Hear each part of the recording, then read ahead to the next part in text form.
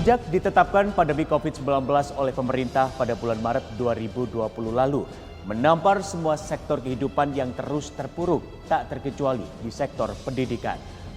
Para siswa mulai tingkat sekolah usia dini hingga tingkat universitas pun terpaksa harus melakukan pembelajaran dalam jaringan atau daring. Tak lagi bertatap muka secara langsung dan metode pembelajaran yang belum sama di institusi pendidikan membuat kelimpungan para orang tua siswa. Lantas seberapa positifnya belajar di tengah pandemi COVID-19 dan bagaimana pula psikologi siswa yang harus belajar di rumah selama 6 bulan belakangan ini? Selengkapnya kami hadirkan dalam liputan Sorot.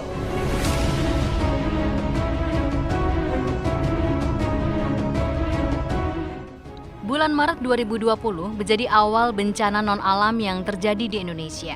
Munculnya kasus positif COVID-19 di tanah air membuat semua lini harus kerja keras merubah tatanan dan pola yang sudah ada. Salah satunya dunia pendidikan yang terimbas secara langsung adanya pandemi COVID-19 ini.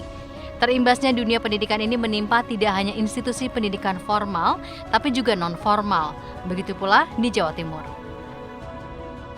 Dari data pokok pendidikan Dirjen Pendidikan Anak Usia Dini, Dasar dan Menengah Kemendikbud, tercatat ada 6.634.672 siswa di 38 kabupaten kota di Jawa Timur yang saat ini mengenyam pendidikan. Artinya, sekian banyak siswa terdampak akibat pandemi COVID-19.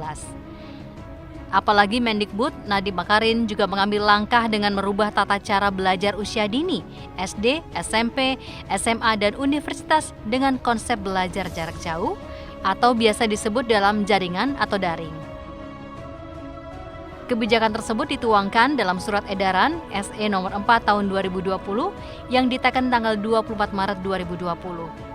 Aturan ini berisi tentang bagaimana memprioritaskan kesehatan para siswa, guru, dan seluruh warga sekolah.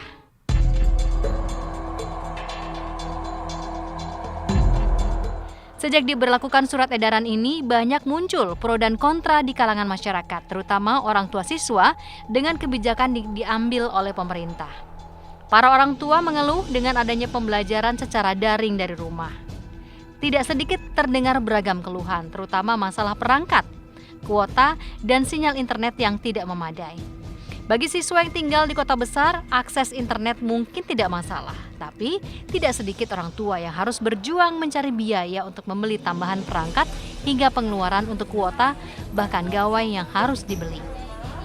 Meski demikian, kendala anak-anak di kabupaten di pinggiran kota, desa terpencil adalah akses internet yang kurang bersahabat. Mereka harus mencari sinyal hingga ke atas gunung agar bisa mengikuti pelajaran daring tanpa peduli keselamatan diri sendiri.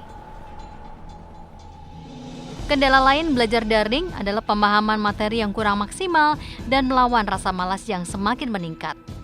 Keluhan para orang tua yang kesulitan memberi penjelasan kepada putra-putrinya. Pemberian tugas terhadap siswa juga tidak menjamin bahwa siswa-siswi akan belajar di rumah.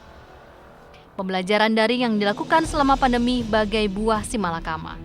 Jika anak-anak tetap sekolah dengan tatap muka, bahaya COVID-19 akan mengancam. Sekolah bisa menjadi klaster baru penyebaran COVID-19 seperti yang terjadi di beberapa negara, seperti Korea Selatan, Perancis, Belanda, Finlandia, dan Inggris. Pembelajaran daring justru menjadikan kebutuhan kuota data meningkat. Akibatnya, orang tua pusing memikirkan pengeluaran yang membengkak. Di samping bahaya gadget yang mengintai siswa jika tidak ada pengawasan dari orang tua.